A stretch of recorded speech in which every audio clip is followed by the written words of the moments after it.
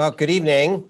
Welcome to the special webinar event in our school's Civic Discourse Project. I'm Paul Carisse. I'm the director of the School of Civic and Economic Thought and Leadership here at Arizona State University. And tonight we are honored to be joined by two retired lieutenant generals to discuss America's civil-military relations, recent pressures, and enduring principles. Part of our school's mission is to promote civic dialogue about pressing issues of our time.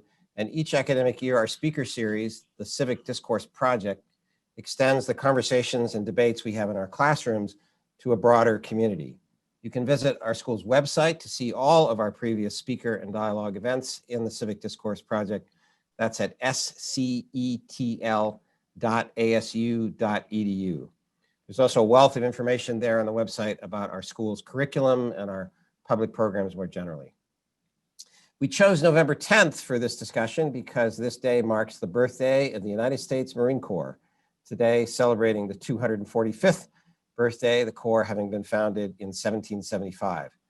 One of our expert guests is a Marine, and we'll also have a special first question from the audience posed by a Marine. Our school also designed this event in collaboration with the three ROTC detachments here at ASU, Army, Navy, and Marines. And we're glad that the staff, cadets, and midshipmen can join us virtually for this discussion. And of course, tomorrow is Veterans Day. We also wanted this program to contribute to ASU's events in the annual Salute to Service program that ASU sponsors. We'll have two main parts to the webinar tonight. First, my school faculty colleague, Bruce Poggle, who's a retired Army colonel, will join me in posing questions to our two guests. And then in the second part, we'll have a Q&A session from the audience. So we ask that you please do type your questions for our guests using the Q&A feature in Zoom. Our colleague, Dr. Carol McNamara, will collect the questions, and then Colonel Poggle and I will take turns posing them to our guests. So now to introduce our two guests, they are retired Lieutenant General Robert Schmidl, United States Marine Corps, and retired Lieutenant General Benjamin C. Frakely, United States Army. I won't read all of their decorations and awards because we do want to have a few minutes to have some questions and discussion. But just briefly, to introduce General Schmidl, Robert Schmidl is the University Advisor on Cyber Capabilities and Conflict Studies at Arizona State University. Dr. Schmidl is also a professor of practice in the School of Politics and Global Studies, where he's currently teaching a graduate class on the influence of cyber capabilities on national security strategy. Additionally, he's a senior fellow in the Center on the Future of War at ASU, exploring the effects of technology on human conflict. While on active duty, he served as the first deputy commander of United States Cyber Command, responsible for standing up the command while concurrently executing the full spectrum of cyber operations. And subsequently, he was head of Marine Aviation, and his final assignment on active duty was as the principal deputy director, cost assessment and program evaluation in the Office of Secretary of Defense. Benjamin Frakely serves now as special advisor to ASU President Michael Crow for leadership initiatives. Additionally, he served as a founding team member to establish the McCain Institute for International Leadership at ASU, based at ASU Center in Washington, D.C. Ben recently retired from the U.S. Army after more than 36 years of active military service and was serving as Commanding General, United States Army Accessions Command at the time of his retirement. That command is responsible for worldwide recruiting for the active duty and reserve components, as well as overseeing the nation's junior and college ROTC programs. Ben is an Eagle Scout, and in 2010 was named the Education Policy Leader of the Year for the National Association for State Board Educators. And my co-moderator for our discussion is Colonel Bruce Poggle, who retired in 2014 after 28 years in the U.S. Army as a judge advocate, a lawyer, both active and reserve service. He deployed on multiple occasions to Bosnia, Iraq, and Afghanistan in a variety of senior positions, and he ultimately served as the senior lawyer for U.S. Central Command, responsible for the Middle East. Professor Poggle currently teaches national security policy, civil military relations, and the law of armed conflict as a professor of practice in our school at Arizona State University. So thank you, the three of you, for joining us this evening. A reminder again to our audience to use the Q&A function in Zoom to type questions. Again, thanks to the two generals for joining us. And with that, I turn the floor over to Bruce to pose the opening question. Thank you, Paul. Sirs, always good to see both of you. Let me start with an easy one. Most people agree, I think, that civilian control of the military and nonpartisanship, which is one of the foundations of a professional military, are the two core principles in a healthy civil-military relationship. Most people also agree that there has been an escalating trend in the past decade, particularly in the last two election cycles, for retired flag officers to openly participate in partisan political activity. This participation has taken many forms, including direct endorsements of political candidates to include presidential candidates, public criticism of sitting presidents, and appearing on stage at major political events. What I'd like to discuss this evening is whether you believe that there is a recognized military or professional norm that should constrain retired flag officers from publicly lining up with partisan campaigns or endorsing civilian candidates for political office. And if there is, why is it important, and why is it being so widely ignored, particularly by flag officers who themselves had previously criticized the practice? General, in honor of the Marine Corps birthday, I turn to General Schmidl first. So I think, Bruce, if it's important, I think, to have to talk a little bit about the history of this, right? So it probably goes back to McClellan and Lincoln, and that's probably where we begin to see the overt politicalness of general officers. But we had a significant crisis in civil-military relations in 1951 when Truman relieved MacArthur. And a couple of things happened coming out of that. And one of the things that occurred is that after Truman fires MacArthur, his Truman's approval rating declines to 22%, and very, very unpopular decision. And in 1952, at the Republican convention, the keynote speaker is none other than recently retired General Douglas MacArthur.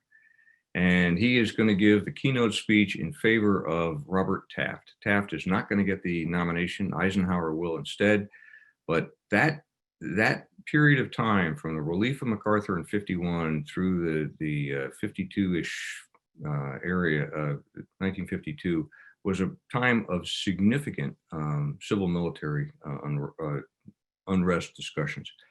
The next thing that's going to happen is 1957, Samuel Huntington is going to write a book called The Soldier and the State, and he's going to make the case for a professional military that is, Bruce, all the things that you just mentioned, that is apolitical, that is involved, but is a profession. It's not, as Huntington said, it's not amateurs, it's not appointees, it is a professional military.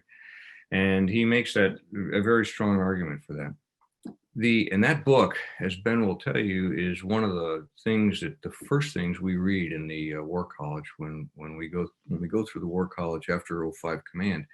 It causes a very deep and animated discussion about the role of general officers in society. Most of that book is focused on the active duty side. The one other thing I would commend to your attention is Maxwell Taylor, right? So Maxwell Taylor is ultimately going to be the chairman of the Joint Chiefs under President Kennedy. But prior to that, he is going to make himself very unpopular in the late 1950s because he is going to propose the restructuring of the Army Division to look more like the Pentomic Division, which Eisenhower was in favor of. But interestingly enough, the two of them never did agree on that. But Taylor is also known for something else interesting. 1957, he was in charge of the 101st Airborne when they sent 1,000 soldiers into Little Rock, Arkansas to enforce the desegregation of the school system. So we've seen this movie a couple of different times before. Ultimately, although Taylor is going to retire, and he's going to be a severe critic of Eisenhower in 1960. And he's going to campaign, literally, he is not going to campaign for anyone, but he writes a book. He's very critical of Eisenhower and the Republican Party, right? In 1960, of course, the nominee was Nixon from the Republican side, but John Kennedy's going to get elected. A year later, they're going to have the Bay of Pigs, 1961, which is as we well know, not one of his finer moments. And he's going to put Taylor in charge of a commission to review what happened. And coming out of that, Kennedy is now going to be so impressed with Taylor, he's going to make him the chairman of the Joint Chiefs. He pulls him out of retirement. We've seen that recently, right? When Rumsfeld pulled Shoemaker out of retirement to become the chief of staff of the Army. So although, Bruce, I'm not taking issue directly with your presumption, which is that in the last couple of decades, civil military relations have been strained. I'm simply pointing out that they've always been strained, quite frankly, and I think that one of the things that is causing some of that strain is the distinction between what a general officer is, does, and represents when he or she is on active duty and what happens after you retire. And there's no real clear line. You know, you heard in the last couple of months some of the active duty 3 and 4 stars, especially the service chiefs, talking about how unhelpful it was to have some of the retired community weighing in on political issues. And it is because, you know, that's the way the world operates. I think that the recent at the Republican and Democratic conventions in 2016, as stunned as many of us may have been by the performance of some of the folks there, not without precedent. It's happened before. I'm not endorsing it. I'm not saying it's good or bad. I'm just saying that at least in my experience, there's no real cut and dried way that we look at this. You know, the other story that occurred during the 90s was Admiral Crowell, when he was the chairman and retired and then endorsed Bill Clinton, and shortly after that became the ambassador to England. So there is a very fine line. I don't know that we all know where it is. You know, when Obama brought David Petraeus, when he was finished in the Middle East, it was there was a lot of concern that he was going to run for president against him, and they offered him the CIA. And so these kind of machinations, I think, go on all the time. I think if we look at the history of the relationships between general officers and the political side, we'll find that there really is no clear indication of how one ought to perform. Now, having read and heard what in the last couple of years General Dempsey and Admiral Mullen, 2 former chairmen, have said about this, they both seem to be pretty much aligned on the side of, once you are retired, you know, you are still a general officer and you ought not to be engaged in this kind of political activity. But I don't know. I mean, it certainly seems to be more evident now. That may be because of social media, because of the internet, because we're all more aware of it. But I think it's been something this country has struggled with. And the last thing I'll say is that Huntington made the case that we ought to have a professional military. Well, we do now. And so one could maybe argue with the fact that being separate from the country that we serve is or is not the best way to see the military and to see the professional military. And I don't know that I have an answer to that. I mean, I know my own personal opinion is, but no, it's a great question, and I think it certainly has been more pronounced recently, but it's been with us for a while, and I don't think we have a good answer to it, or an answer period. General Franklin? Well, first I want to wish all the Marines on the net happy birthday, 245 years, Semper Fi. Thank you for incredible service. I also want to thank all the veterans who may be listening, or children of veterans, to reflect on tomorrow and the service that our veterans have given to the nation right along the Marine Corps. And I want to also thank Paul and the School of Civic and Economic Thought and Leadership for hosting this important discussion. I'm right in the camp as far as the historical review that General SCETL gave us, that this has gone on for a period of time. In the founding documents, the founding fathers were very concerned about a standing military that might have undue influence over the people because they had experienced British oppression of the colonies prior to our independence. So it has been here for a while. I think we have some exceptional examples, both by tradition and history. First, in General Washington surrendering his commission at the end of his tenure as the commander-in-chief of the Revolutionary Forces, and returning control visibly to the Congress when he didn't have to. He had a powerful army. He had an incredible reputation, and he did not have to do that. And it shocked people of this peaceful transference of power from the military side back to the civilian control pre-Constitution. Post-Constitution, we have clear guidance from both the all the founding documents, but the Constitution in particular, the Bill of Rights and the Declaration of Independence, that we the people are in control of who we are as a nation, and we have roles and responsibilities, obligations, and checks and balances between the executive branch, the judicial branch, and the congressional branch. So that is it's important, especially for the cadets, midshipmen, airmen and women on the line, to understand that this all gets down to trust. Trust of the American people to the American military. And it also gets down to equilibrium between the government, the people, and the military. And the people have to trust the government and the military has to trust the government and the people, and the government has to trust the people and the military. And if that equilibrium gets out of balance, trust is put in question. We saw that early in our lifetime in the military, General SCETL and I, as we watched our brothers and sisters in Vietnam, and then we joined the Marine Corps and the Army post-Vietnam and helped rebuild it when trust was lost. We see another example besides General Washington of General Marshall, the architect of victory, the chief of staff of the Army in the Second World War, who was extremely careful to provide his best military advice, and that only, to President Eisenhower or President Roosevelt, and maintain a very professional relationship between he and the president. And even so far as, even though he went on to serve as Secretary of Defense, Secretary of State, and American Red Cross, when then General Eisenhower was being drafted to run as president, for president, General Marshall encouraged him not to do this because of General SCETL's observations about General George McClellan standing up as a Democratic opponent to Republican President Lincoln for his second term.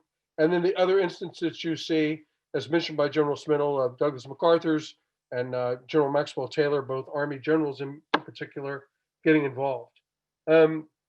I come down on the side of maintaining a strict relationship in civil military operations, that the military should provide their best military advice to our civilian leaders. And I believe that it's untoward for retired general officers and, for that matter, veterans of note to get involved to swing the politics one way or the other. I don't think these endorsements are helpful, but I also say there's two sides to this story. One of the military obligations to uphold our oath to support and defend the Constitution against all enemies, foreign and domestic. But the other side of it is an informed leadership on the civilian side to not polarize and not politicize the military. And right now, I think both are at a low point of trying to pull the military into political situations and military leaders being involved politically where they should not be. I believe if you want to endorse someone or be involved actively for a campaign, you need to drop your title because we are reminded that we are citizen soldiers. General Washington said, "We assumed the soldier, we did not lay aside the citizen." So we have obligations as citizens, but we also have obligations as officers. We shouldn't get those confused. And so if we want to endorse someone, then we do it as Ben Frakley.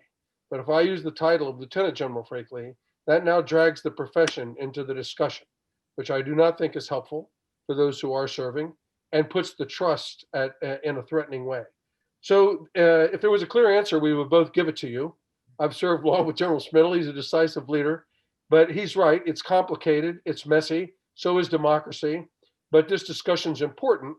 And the biggest thing is that those listening need to measure their response to these kind of issues and ensure that they uphold their obligation as a commissioned officer or a former commissioned officer, and they preserve the republic by maintaining trust between the government, the people, and the military.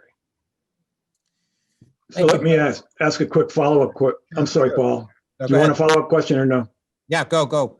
So quickly, General Franklin, you worry that to the extent there is this increase or this wave of political activity on the part of flag officers, retired flag officers, that could create doubt on the part of our civilian leadership as to whether the president, doesn't matter which president, any president, is getting the best objective military advice as opposed to advice that might be tainted or tinged by ideological or partisan bias. And if you think that is a concern or a risk, could that lead to presidents choosing their senior military leaders based on what the president perceives as that military officer's politics? It's deeper than that. It starts with, if we polarize the republic, we have an all-volunteer force. It takes mothers and fathers to encourage their children to serve. If we politicize this and go to an extreme, you'll have people that tell their children not to serve during this administration. We've seen that before. I have witnessed that in American towns and cities where people have said, I'm not going to have my children go fight President Bush's wars. And so, number one, can we generate, maintain, and sustain an all-volunteer force if we don't have the support of the American people? Secondly, General SCETL and I were honored to receive appointments. We went from Major General to Lieutenant General. We were appointed to those positions and had to be confirmed. But all officers, even the second lieutenants, that future second lieutenants on the line, once they're recommended for commissioning, the Congress has to confirm and approve them to be commissioned. If we polarize this too much, we will have vetoes and pocket vetoes in the Congress where people are not appointed, not moving forward, not being promoted because of perceived political bias. And then to your point, Colonel Powell, which is very clear, and that is we should be selecting the senior military leaders based on the best women and men to fulfill those roles, and not being seen through a political lens and pushing talent away because it's perceived as being politically biased. I don't think we're there yet, but I think we could be there if we continue to have more and more general officers signing petitions, pre-election, out on the circuits, stumping for their woman or man, and then we see retribution as parties come into power. So I think maintaining the civilian control coupled with political neutrality is important and to be demonstrated by the profession of arms. General SCETL, do you want to jump in on that?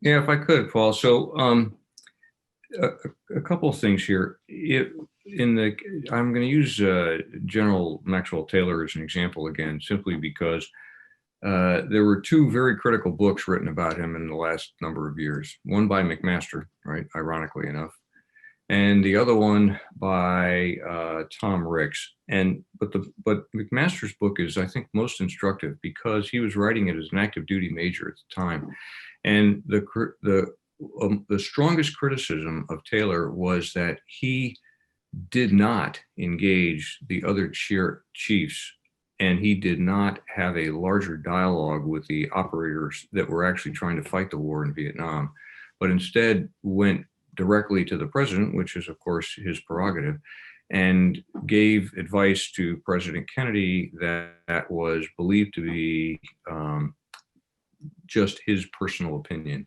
So when General Franklin talks about the profession of arms, there is a responsibility that we take on as flag officers, and some of us take that more seriously than others, which is to represent the people that we serve and to represent what they have to say.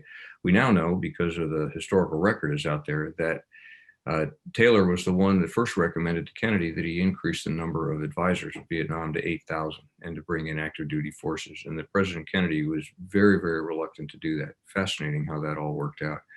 But I think that to the point that General Philippi made, so it's and I'll just give you another anecdote. So General Marshall spent a lot of time, hours a day, in Roosevelt's office for many, many years during the war.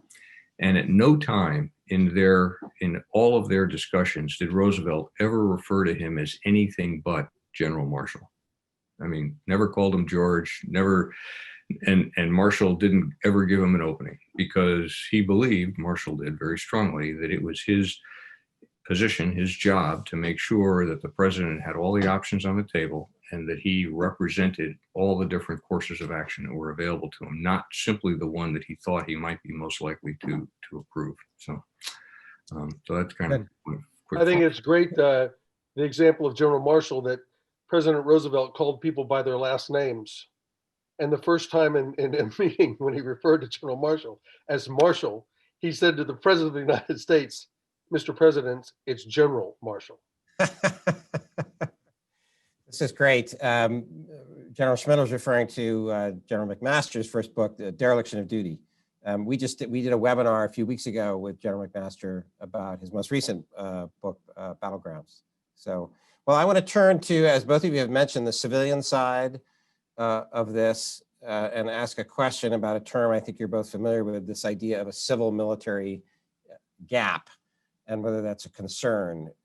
It was written about, one view of it probably after the shift to an all-volunteer force after controversies about the draft in the Vietnam War. So the concern has been around for a long time that the military profession is too different culturally, socially, ideologically from the rest of the American society, and maybe even too different from the civilian chain of command in the presidency, the executive branch, and in the Congress. On the one hand, it makes sense that there be something of a gap because you want to have a distinct profession of arms. But the question is, how much of a gap, and would too much of a gap be harmful actually to the military's own objectives to be effective and ready to defend and fight for the country? So my question to both of you, and again, I'll start with General Schmidl. Do you think there is a gap? Do you of any kind of concerning or problematic way? If it is of a problematic sort, what would we need to do about it? So, so the short answer is yes, there is. So when we as a country made a decision to go to the all-volunteer force, among the theological conversations that were being had at the time was the extent to which we wanted the American military to be separate from the population. And again, I go back to Huntington's book, which had an extraordinary effect on the American military in terms of being a profession and a profession of arms. And when we went to the all-volunteer force, one of the unintended consequences, or intended, hard to say, is that we got further and further away from the civilian population, from the base that we serve. And we have, for many, many years, told ourselves that we are just a slice of Americana. But in fact, we're not. The American military tends to be better educated. It tends to be better disciplined, and we have a different culture. I mean, we have a culture in which flag officers are relieved of their rank and thrown out of the service for adultery. That obviously, in the civilian political spectrum, that's not a challenge that they would care to deal with. So there are just different. We have grown into a different into a not necessarily a separate part, but at least a different part. And so the question that we need to be asking ourselves, and the question that the young midshipmen and cadets that are listening would want to wrestle with over the years is, to what extent do we believe that's the best thing for the nation, right? So when you think about the fact that we can execute tactically and operationally better than anybody in the world, but if we do that at a cost, and if the cost is that the separation from the people from the population of the United States is such that we are out of touch with them, or they are out of touch with us, then I think we start to get into the kind of syndrome that we saw during the Iraq War, where everybody is thanking you for your service, et cetera, et cetera. And because they're just, in some cases, happy not to have to do that, or they just don't view that as that's for someone else to do.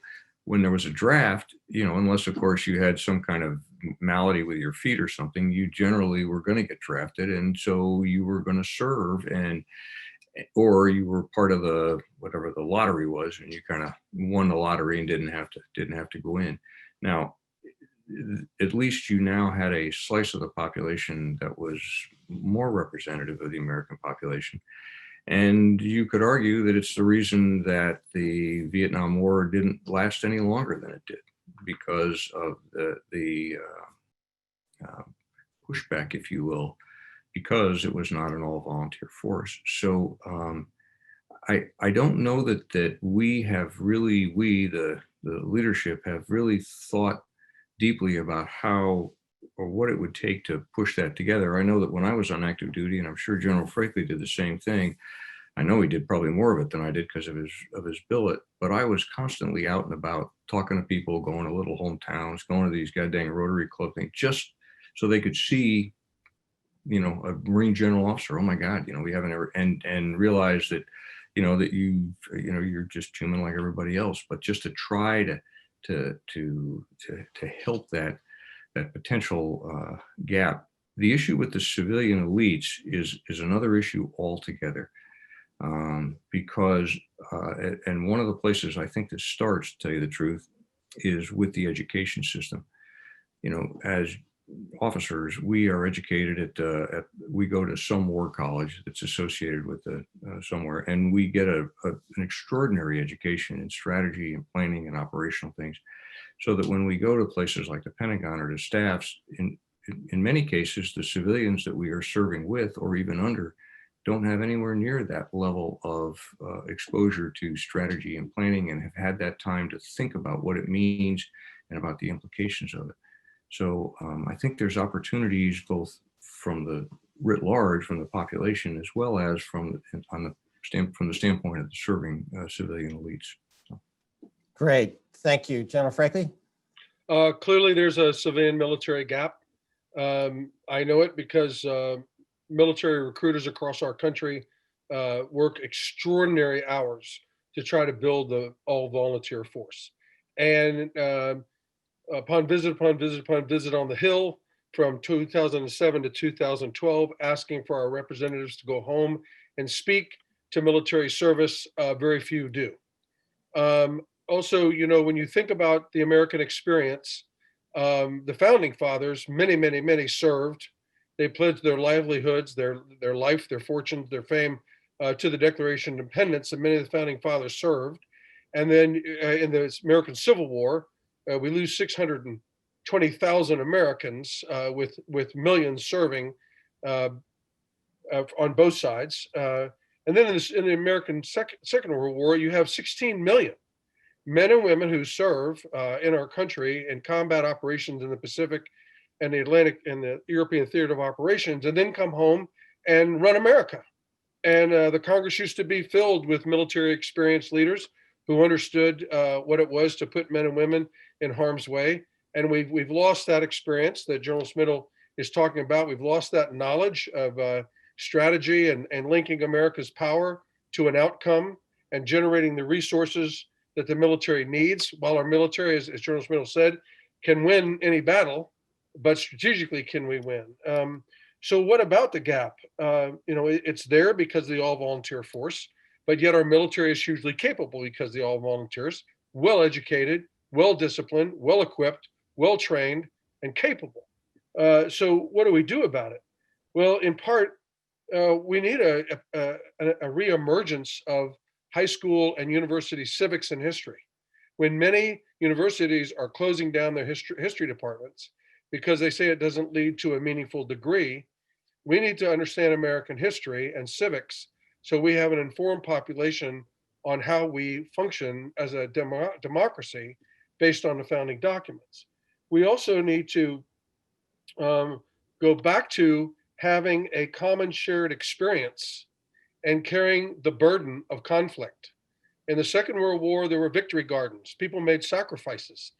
Even those who didn't serve in uniform served Civilian Conservation Corps, Work Programs Act, did other things across the country to generate an industrial base to provide lend-lease to the Russians and the British, and ultimately empower a massive military capable both in the Pacific and in the Atlantic theater. So we need to understand the problem. We need to focus on the problem and rededicate ourselves to an understanding of civics and history. We have an obligation as military leaders to be as educated, trained, and prepared as we can be, because we lead America's treasure, our women and men in combat, and the cost is blood. Having served in combat 3 times and led a joint task force in Afghanistan from 06 and 07, I fully know the obligations, responsibilities, and the cost of putting men and women in harm's way. But our civilian leaders from the local level, where General Spindle went out and talked to Rotary clubs, as did I, all the way up to the national level, what is their obligation to be prepared to lead and to serve with our National Guard, our reserve, our active component, our civilian force, and understand what their needs are and bring the resources together to be effective if we have to go to war or to deter war. So the civilian side needs to prepare themselves as well to understand this gap and how to close that gap and how to be better strategists so that when they do employ the military, we have the outcome that we need as rapidly as we can with the fewest amount of losses as possible. Great, thank you. Bruce, I think we can do just a brief round with our guests, and then we'll turn to audience questions. So, floor is yours. Quickly then, or a quick question. So obviously President Trump's not the first president to recruit very senior retired flag officers into his cabinet or into the White House. Still, arguably, he's recruited an unusually high number of such officers into particularly prominent high-profile positions. General Mattis, General Kelly, Lieutenant General Flynn, being among the headliners, I suppose. And President Trump often referred to those officers as his generals. And as you know, or as we know, General Mattis, to accept the SecDef job, had to obtain a statutory waiver because ordinarily a retired flag officer is prohibited by statute from serving as the Secretary of Defense until he or she had been retired for 7 years. And General Mattis didn't I think had only been retired about 4 years at the time. So my question is that, well, I should say that in the wake of those selections, there are a lot of critics who claim that these high-level appointments undermined or at least confused one of our most vital constitutional norms, which you've already highlighted, civilian control of the military. Now, all those generals are out of government now. But my question is, do you agree with those critics that President Trump's appointment of all those high-level retired officers into civilian jobs, prominent civilian jobs within the government, was dangerous? And particularly so if they were appointed to positions in the national security sector.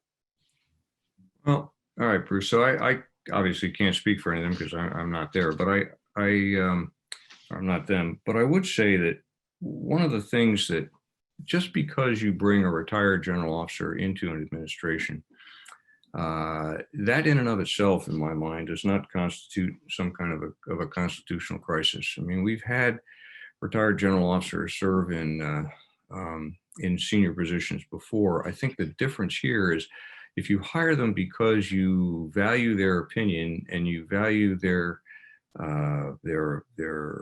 work ethic, you value their strategic view, you value their experience, that's one thing. If you hire them because they're eye candy, then that's another thing altogether. And I think that to their credit, at least in the there just comes a time when one can't countenance that anymore.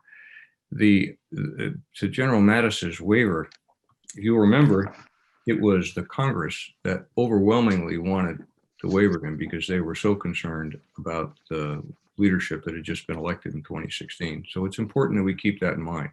This is not normal. And so, you know, the role that General Flynn played early on obviously didn't turn out swimmingly.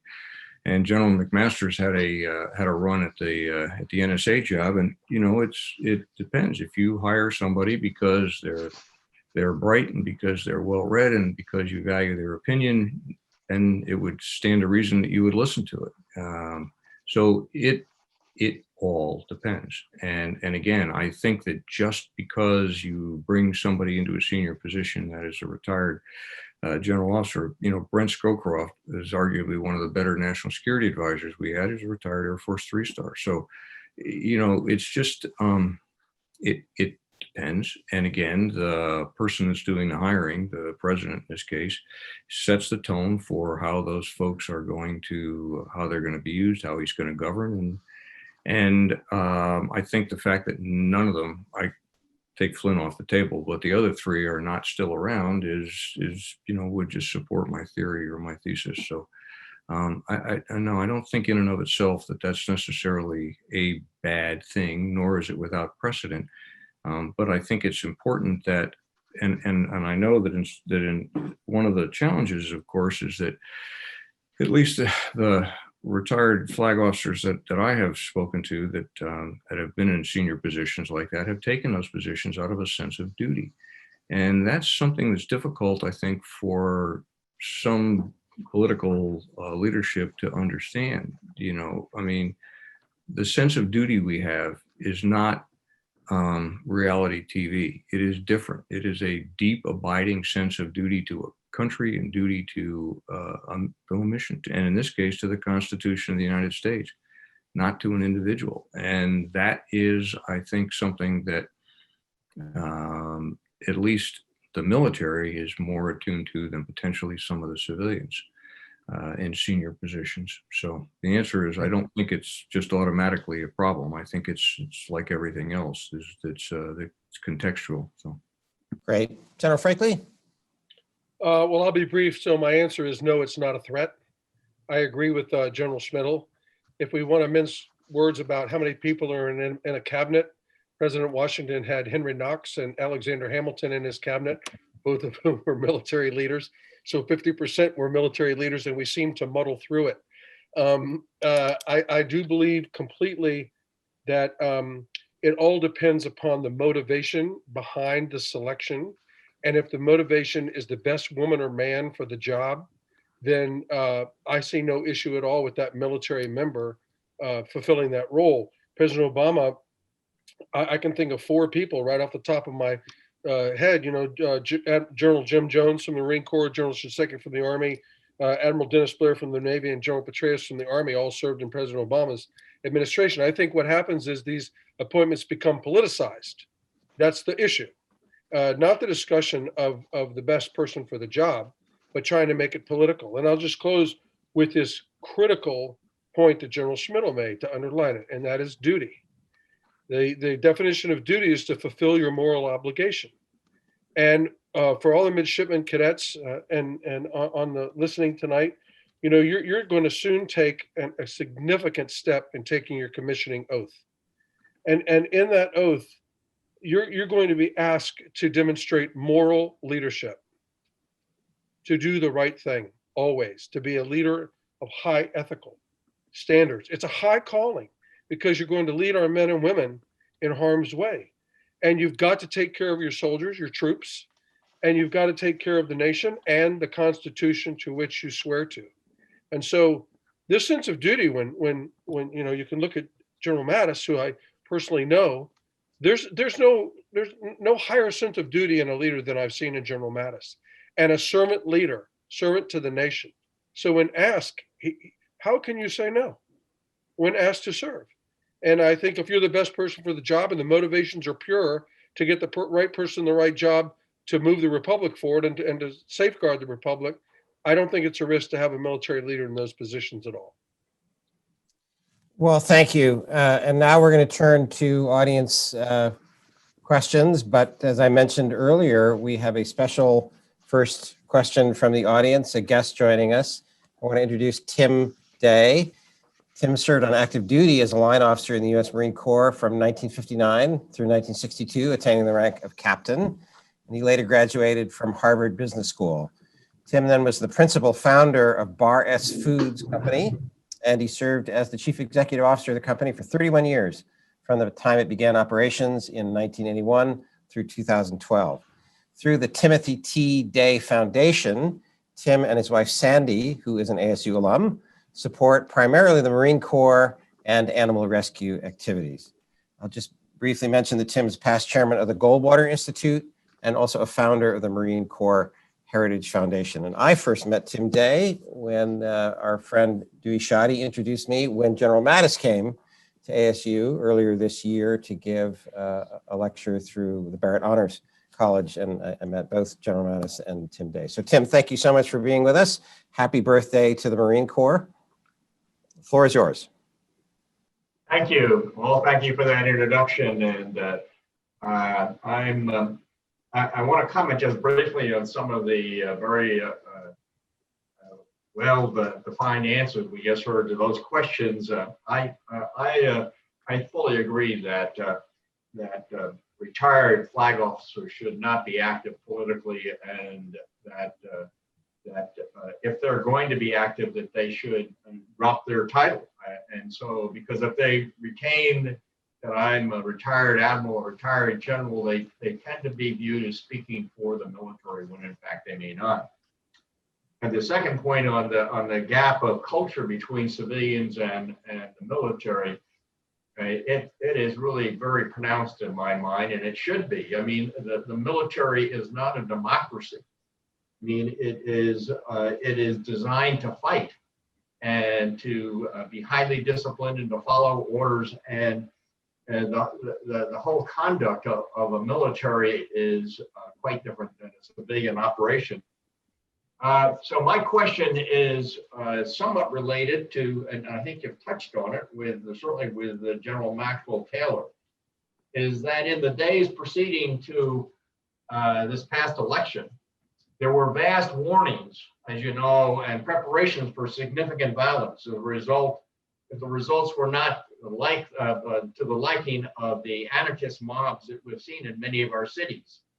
And we know that in many cities, the retail establishments boarded up their windows and often painted, "We support BLM," just so that their store or retail establishment wouldn't be damaged. And I read many articles about high-end office buildings and communities, luxurious residential communities, hiring armed guards to protect them from what they suspected was going to be very violent rioting. Now, so far, we haven't seen that rioting, and I don't know that this controversy is yet over. It isn't over yet. But the question really is, if there were to be really substantial civil unrest where there's widespread violence and not only is property damage, but people are being injured, is there not a call? Is there not a reason for the military? Is there any reason for the military to help step in and enforce law and order and civil obedience? I mean, we know that General Taylor stepped in, or was caused to step in on, you pointed that out, General, on segregation. Would there be any reason in any way that the military should have a proper role in restoring civil obedience if it became really widespread violence? General Franklin or General Schmidl, whichever one wants to take that first. It doesn't matter. So there's, as you know, Tim, there's a number of laws that touch on things like this. These kinds of things. Posse comitatus is one of them. If you think about the last time that we had active duty military in the cities was in Los Angeles in the early 1990s in the LA riots, and the Marine Corps went down there from Camp Pendleton and to try to restore law and order in the city of LA. interestingly enough, that, and I studied that whole evolution as something that I did in one of my schools that I went to in the Marine Corps. And there was not a big uproar about the use of the Marines to do that. But it just depends. And again, but the early 90s are distinguished from where we are today by a couple of things. And the biggest one of them is the internet, social media, and the ability that it has to spread disinformation, information, to cause people to become more extreme in their behavior one way or another. And that's something I think that we're all still coming to grips with, to tell you the truth. But the use of the military, I mean, ultimately, at the end of the day, it's the decision is the military can be used to do things that reach a certain threshold, but that threshold is not necessarily well defined. It's a role, as you know, that the military does not want to be in. There still are. Fortunately, we didn't have any of this during the LA riots, which is now, 30 years ago, but at Kent State, we did. And now they were National Guardsmen, they weren't active duty soldiers and Marines, but regardless, that was seen as, so there's always the potential for that. And I would suggest that what happened at Kent State, and you probably remember this better than I do, that had among other things, contributed to this view of the American military during that time frame that was extraordinarily negative. So I think that's why you find the military leadership very, very resistant to trying to impose order that way, because down the road it might be seen differently. In the case of General Taylor, when he was ordered by President Eisenhower to go into Little Rock, again, the military actually came out of that with a stronger reputation, because they were seen as enforcing what the Supreme Court had ordered in terms of desegregation. So I think a lot of that is the context in which it is done. But anyway, General Frakley, Ben, you have a thought? Thanks, and thanks for your question, Tim. The short answer is yes, the military can be used. It's bounded by law, as General Schmidl said. I think for our cadets and midshipmen on the line, what has to happen? What this boils down to is trust, maintaining trust in the institution, and trusting the institution to be under rule of law and follow the proper use of force to preserve and protect the American people for the common defense. But what you would want to see first is the local mayors and governors doing all they can to lead their people to a peaceful resolution, the local police being supported, and the state police being supported vocally by the political leaders to carry out the justice and the security of the population and businesses. If they are unable to do that, then the governor has the authorities to call out his National Guard and to use his National Guard as a state security force to help protect lives and the property of American citizens. And should that get to a level that the National Guard is no longer capable of doing that, and it gets now to a much higher level of violence and disruption, then the governor can ask the president for support. I mean, a positive visualization of that is really what the armed forces did in Katrina in a positive way. New Orleans was rapidly overcome by a natural disaster. The state of Louisiana was. They did what they could with their National Guard and their first responders, but they could not deal with the amount of human suffering. And they called in the Navy and the Army and the Marine Corps, and everyone contributed and helped recover New Orleans. And there's a positive example, not a violent example, but a positive example of using the military when everything else has been used for a positive outcome. So it can be done, but again, it's at the preservation of trust between the people and the military, and not to overreach. Great. So, Tim, if I could just give you one other example that you may get a kick out of, since it's your birthday as well as mine today. When we had the big storm in New Jersey a couple of years ago in Long Island, God, I can't remember the name of it now. The bloody hurricane that went up there. What was it? Sandy. Yeah, Hurricane Sandy. So the Marine Corps and the Navy sorted amphibious ships out of Norfolk. And they were going to go in there and start to provide supplies and do all the things that Marines do during humanitarian assistance kind of things. And they didn't want them. They said, okay, but stay offshore. We don't want anybody to see you in here. Because, and that was Christie, the governor of New Jersey. I'm in charge. I got my folks. Thanks for your help, but no thanks. And if you want, you can fly that stuff in the middle of the night when nobody can see you. Yeah. It's the US Marine Corps on the side of it. So there's kind of goods and others, and what it's kind of be careful what you ask for, sort of thing. So anyway, We have such a fascinatingly complex constitutional political order. I think I can sneak in one question. Tim, thank you so much for that question. I'm going to sneak in one other question from the audience. It goes back to the question about retired flag officers serving in high cabinet positions as a matter of duty.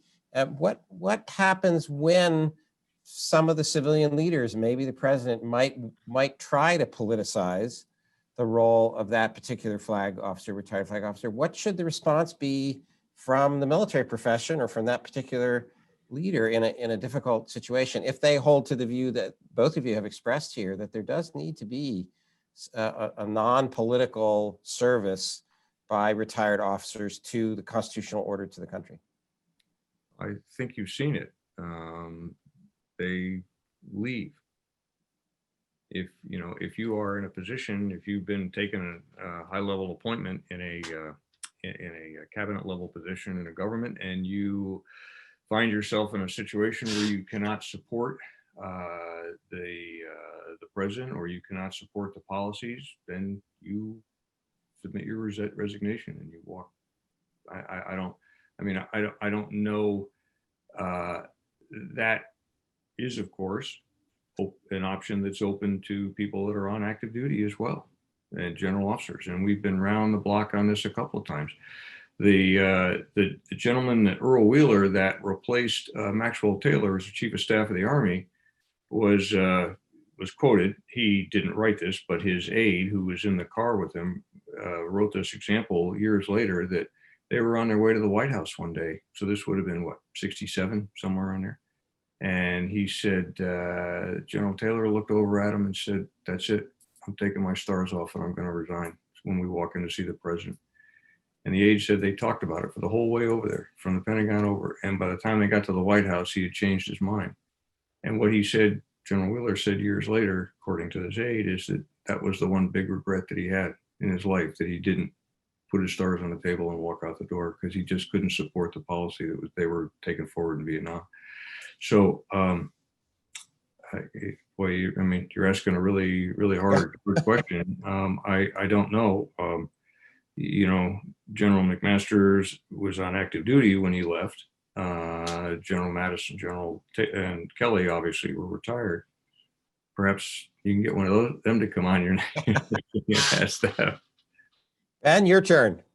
Well, it just goes back to your oath that many of the folks who are involved in this are thinking about, and that is this requirement to demonstrate moral leadership and to do your duty that General SCETL talked about, fulfill your moral obligation. And if you believe that you're being put in a compromised position politically, and you're violating your oath and your values, then the honorable and the moral thing to do is to resign. And that's what we've seen recently. And not to allow yourself to be manipulated or to be seen as a puppet to political leadership, but to adhere to the values and your sense of duty and your moral obligations and stand by those. And the honorable thing to do is give your best advice. If not listened to, then you resign and you move out. Well, thank you. This hour flew by. As you would expect, I have a few words of thanks to give for this event. First, we thank everyone who joined us for the special webinar. This is a part of our civic discourse project in the school. We ask you to check on our website, that's scetl.asu.edu, about upcoming webinars. We have a series we've organized this year in the civic discourse project. We call it Race, Justice, and Leadership in America. We've had 3 webinars in that series thus far this fall, and our final one is next week on November 16th. We have Professor Lucas Morel from Washington and Lee University discussing Abraham Lincoln on slavery and justice in America. I thank, as always, our colleagues in the School of Civic and Economic Thought and Leadership who made this webinar possible. Dr. Carol McNamara, who is our Associate Director for Public Programs, Joe Martin, who is our Communications Manager, and Morgan Raddick from our events team. Thanks again to my faculty colleague, Colonel Bruce Poggle, for joining me to pose questions. And also a special thanks to our audience guest questioner, Tim Day. And I close again wishing a happy 245th birthday to the United States Marine Corps, and with very special thanks to our two expert guests, General Schmidl and General Frakely, for sharing their expertise and insights with us. So we wish our great republic well in a very tense political time. We wish all the veterans and their families a happy Veterans Day tomorrow. Thanks to all of you who joined us. I will say we will try to run a story on this and capture some of the terrific comments and suggestions we had in the chat and the Q&A line that we couldn't quite get to. So look for that on our website in the next few days. So with that, thank you everyone for joining. Be well and good night.